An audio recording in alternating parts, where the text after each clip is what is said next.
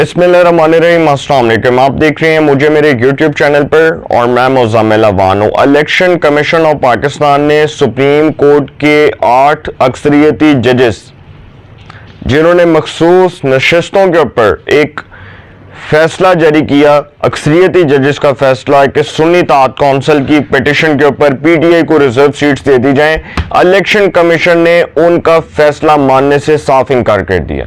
Election commission of Pakistan ने 14 सितंबर का supreme court का जो वजाती हुक्म है उसको भी चैलेंज कर दिया और मखसूस नशिस्तों के ऊपर जो सुप्रीम कोर्ट के 8 अक्सरियती जजेस का फैसला है उस पर नजरसानी की दरख्वास्त दायर कर दी है। इलेक्शन कमीशन ने बॉल जो है वो बाउंड्री से बाहर फेंक दी है। 8 से गालिबन 9 इजलास हुए थे और उन इजलासों में ये फैसला हो रहा था कि जी आज हो जाएगा। उन इजलासों की बाद जो वो रिपोर्ट थी ना, जो बाहर खबर आती थी, वो ये आती थी कि हो सकता है कि जी आज इलेक्शन कमीशन कोई फैसला कर देगा।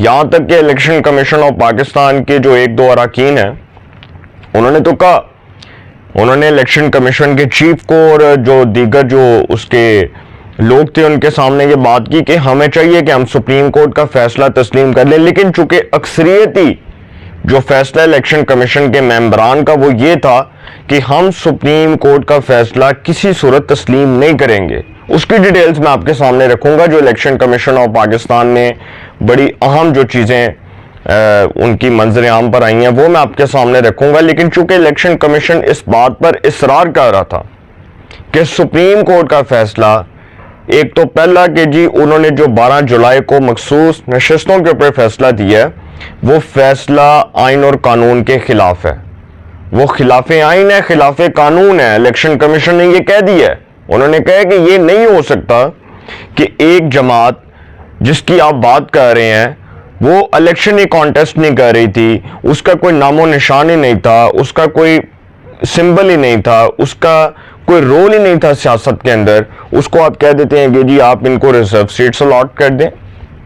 भाई किस आइन और किस कानून के तहत करें आप बता दें। अगर तो किसी आइन और किसी कानून में लिखा है कि कोई आज़ाद जीत कर सुन्नी ताअत कौंसिल में जाते हैं और फिर वो सुन्नी ताअत कौंसिल की कश्ती से छलांग लगाकर PTI के हिस्सा बन जाते हैं और फिर वो बाद में कहते हैं कि जी हमें रिजर्व सीट्स दे दो, तो ये किस आइन और कानून के तहत दें? पहला तो सवाल ये बनता है ना। दूसरा ये कि एक जो आप बात कर रहे हैं, सबसे पहले तो आप ये देखें कि जो साहिबजादा हामिद रजा साहब हैं, सुन्नी ताअत कौंसिल के सरबराह, उन्होंने अपनी जमात के निशान के ऊपर इलेक्शन कॉन्टेस्ट नहीं किया। कितनी मज़ा खेज बात है सर, कितनी मज़िया बात है कि हम कह रहे हैं कि जी सुन्नी ताअत कौंसिल जो है ना उससे PTI तक का सफर, और फिर हमारी ऑनरेबल कोर्ट कह रही है कि जी PTI को रिजर्व सीट्स दे दो। और ये इसलिए हुआ कि सिर्फ हुकूमत के पास 2/3 मेजॉरिटी ना आ जाए। वैसे तो एक बहुत अच्छा काम आजम नज़ीर तारड़ साहब को वैसे एक बात पर अप्रिशिएट करना चाहिए कि अगर वो ये सारा कुछ ना बताते तो सर ये पता ही ना चलता, ये पता ही ना चलता कि ये सारा कुछ होना है। मैं तो आजम नज़ीर तारड़ साहब जो है उनका मुखालिफ भी रहा हूँ और कानूनी लिहाज से रहा हूँ, और इसलिए रहा हूँ कि आजम नज़ीर तारड़ साहब वैसे तो एक बड़े प्रोमिनेंट है, एक बड़े पाकिस्तान के एक अच्छे मायनाज माहिर कानून भी हैं और बड़े मायनाज वकील हैं। लेकिन मेरा उनसे गिला इसलिए भी था कि जब उमर अता बंदयाल साहब के दौर में उस वक्त उन्होंने कोई 1-2 ऐसे फैसले कर लिए जो उमर अता बंदयाल साहब के कहने पर किए, तो उस वक्त से खैर नून लीग के अंदर भी उनके ऊपर बड़ा क्रिटिसिज्म हुआ। और फिर जब हम जैसे लोग ये बात कर रहे थे कि जी जो आजम नज़ीर तारड़ साहब हैं उन्होंने हुकूमत का माइंडसेट पहले ही बता दिया और उसके ऊपर फिर अदलिया की तरफ से ये फैसला आ गया कि 12 जुलाई को फैसला ये आया कि PTI को मखसूस नशिस्तें दे दो, तो हम लोग जो हैं हम तो तनकीद कर रहे थे ना आजम नज़ीर तारड़ साहब के ऊपर। और इसमें कोई शक नहीं कि आजम नज़ीर तारड़ साहब का सियासत से तो कोई ताल्लुक नहीं है, उन्होंने हमेशा बार की सियासत की है। वो नून लीग में आए, सेनेटर बने, और लाया भी इनको इसलिए गया था चूँकि वो नवाज शरीफ के शरीफ फैमिली के वो केसेस करते थे जब शरीफ फैमिली ऑपोजिशन में थी। इमरान खान के दौर की बात कर रहा हूँ। तो उस वक्त आजम नज़ीर तारड़ साहब जो है उनको ये क्रेडिट भी दिया गया कि जी आपने बड़ा अच्छा काम किया, चूँकि आपने कानूनी लिहाज से बड़े अच्छे केसेस जो है वो लड़े और आपने उसको बड़े अच्छे तरीके से कानूनी लिहाज से डील किया, तो आप हमारे एक प्रोमिनेंट लॉयर हैं, तो आपको जी अब हम जो है ना सेनेटर बनाना चाहते हैं, तो सेनेटर बना दिया।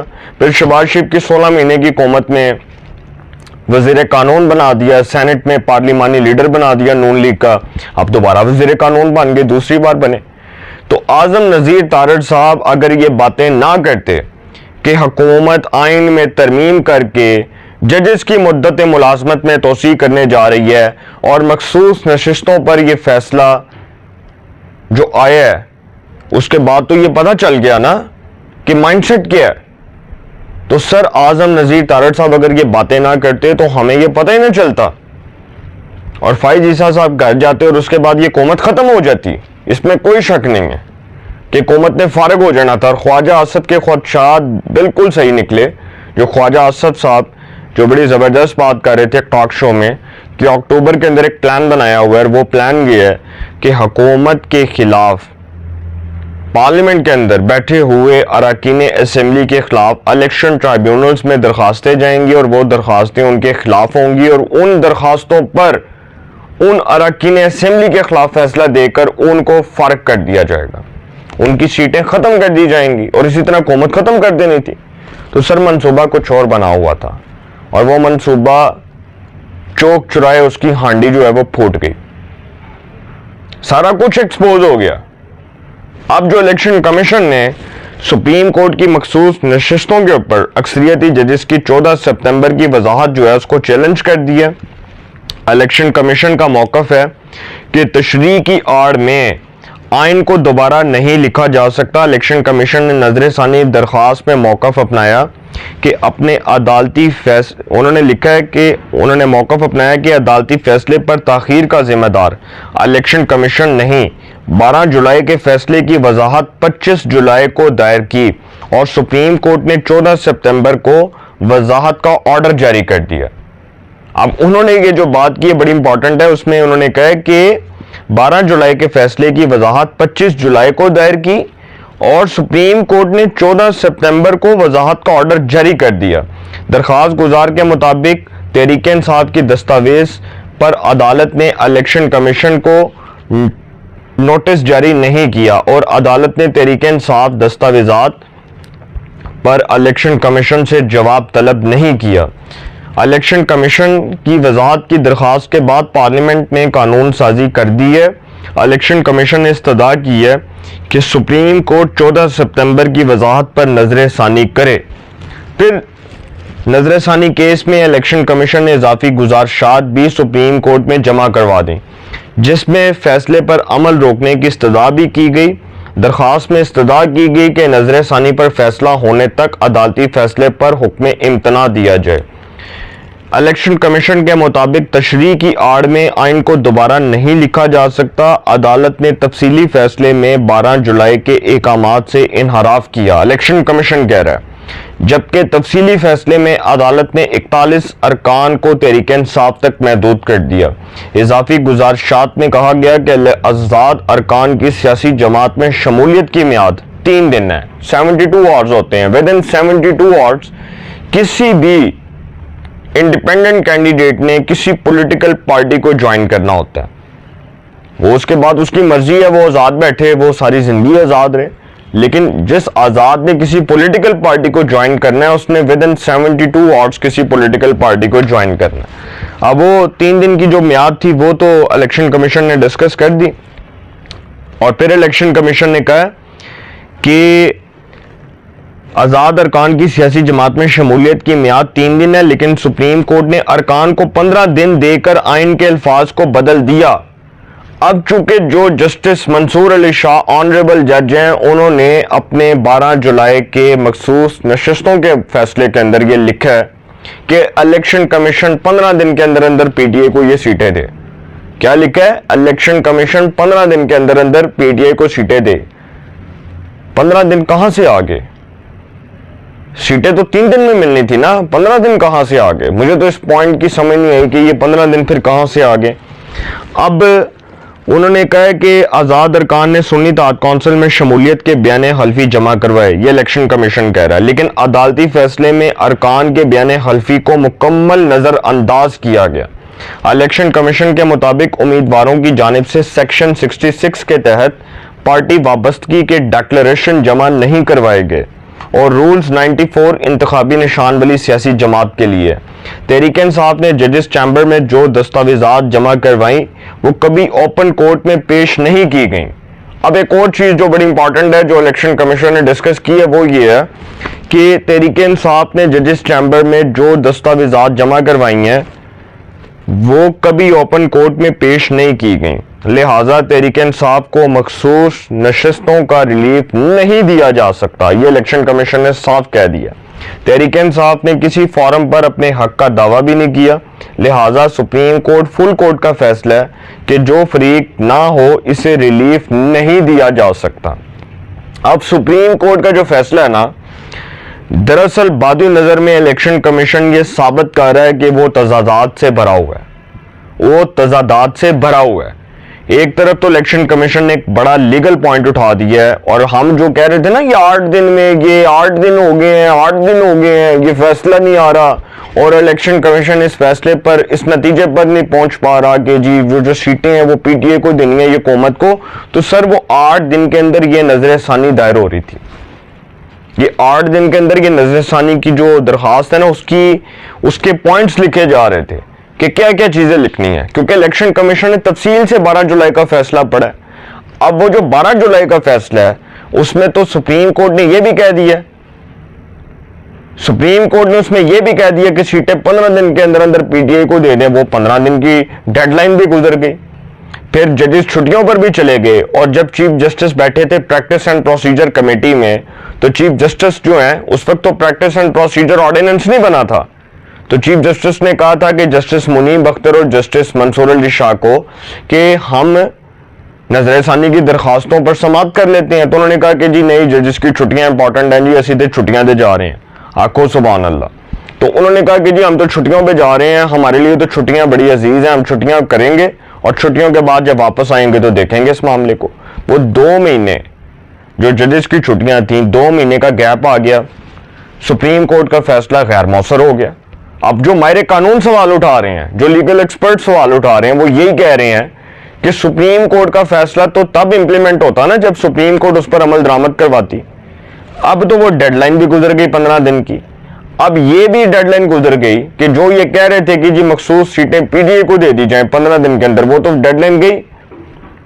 फिर इलेक्शन कमीशन ने तो ये भी कह दिया कि हमने कहीं पर बैरिस्टर गौहर को पीटीए का चेयरमैन तस्लीम नहीं किया और पीटीए एक पॉलिटिकल पार्टी तो थी नहीं, ना उसने इलेक्शन कॉन्टेस्ट किया, ना उसका कोई इंतखाबी निशान था। और जब ये सारे आज़ाद उम्मीदवार तहरीक इंसाफ के हमायत याफ्ता आज़ाद उम्मीदवार के तौर पर जीते तो ये सारे सुन्नी इत्तेहाद कौंसिल में शामिल हुए। किसमें हुए? सुन्नी इत्तेहाद कौंसिल में शामिल हुए। अब सुन्नी इत्तेहाद कौंसिल के जो साहिबजादा हामिद रजा हैं वो तो आज तक खुद अपने पार्टी के टिकट पर इलेक्शन नहीं लड़े। तो फिर यहां पर तो सवाल ये बनता है कि फिर पीटीआई को सीटें किस हैसियत में दे दी जाएं। दरखास्त आपने सुन्नी इत्तेहाद कौंसिल की लगाई, ऑनरेबल जजेस हैं मेरे, बड़े काबिल एहतराम है। दरखास्त आप सुन्नी इत्तेहाद कौंसिल की लगा रहे हैं, फैसला पीटीआई के हक में दे रहे हैं, फिर आप कह रहे हैं कि जी 15 दिन के अंदर पीटीआई को सीटें दे दो। फिर आप ये कहते हैं कि जी जो नजरसानी की दरखास्तें हैं वो छुट्टियों के बाद सुनेंगे। तो इतनी देर में तो फैसला गैर मौसर हो गया ना। तो सर होने जा रहा है बहुत बड़ा खड़ाक। 30 सितंबर को आर्टिकल 63A जिसके ऊपर फैसला सुप्रीम कोर्ट का माजी का फैसला है कि मुनहरिफ रुकन का वोट काउंट नहीं होगा, उसका वोट शुमार नहीं होगा अगर वो पार्टी वॉयलेशन करता है, अगर वो पार्टी वॉयलेशन करते हुए अपनी पार्टी की पॉलिसी से इनहराफ करते हुए किसी दूसरे शख्स को वोट कास्ट करता है तो वो डी सीट होता है। ये किसका फैसला था? ये उमर अता बंदयाल का, एजाजुल हसन का और मुनीब अख्तर साहब का फैसला था। 3 जजेस का फैसला था। 2 तो रिटायर हो गए, जस्टिस मुनीब अख्तर साहब अभी हैं तो वो भी अब उस प्रैक्टिस एंड प्रोसीजर जो है वो कमेटी के अंदर, ज़ाहिर बात है फिर आपको पता है कि फैसला तो फिर कुछ भी हो सकता है ना। तो प्रैक्टिस एंड प्रोसीजर की जो मैंने बात की है, इसी तरह नजरसानी की जो दरखास्तें हैं उस पर 30 सितंबर को समाअत होगी और बड़ी इंपॉर्टेंट समाअत है, बड़ी इंपॉर्टेंट हेयरिंग है उस केस की। अगर उसमें फैसला रिवर्स हो गया तो सर फिर हुकूमत आइन में तरमीम करके 2/3 मेजॉरिटी बाआसानी गेन कर लेगी। फजल रहमान की तो लोड़ ही नहीं पैनी। मैंने तो आपको पहले भी कहा था कि फजल रहमान साहब की अब हुकूमत को जरूरत नहीं है। हाँ, फजल रहमान को हुकूमत की जरूरत है। तो अगर ये कह दिया गया, सुप्रीम कोर्ट के फैसले में लिख दिया गया कि जी मुनहरिफ रुकन का वोट काउंट होगा, आर्टिकल 63A का जो पिछला फैसला है उसको कलअदम करार दे दिया जाता है, तो फिर सर कोई भी मुनहरिफ रुकन वोट कास्ट कर सकता है जब उसको पता होगा कि वो डी सीट नहीं होगा। तो सर बहुत कुछ होने जा रहा है। 25 अक्टूबर से पहले पाकिस्तान का सियासी मंजरनामा आप देखेंगे बड़ी तेजी से तब्दील होता नजर आएगा आपको, और ऐसी ऐसी डेवलपमेंट्स होंगी जो हमारे वहमो गुमान में भी नहीं होंगी। अपनी राय का कमेंट्स में जरूर इज़हार कीजिएगा। इंशाल्लाह एक नए सेगमेंट के साथ फिर मुलाकात होगी। अपना बहुत ख्याल रखिएगा। अल्लाह ने के बाद।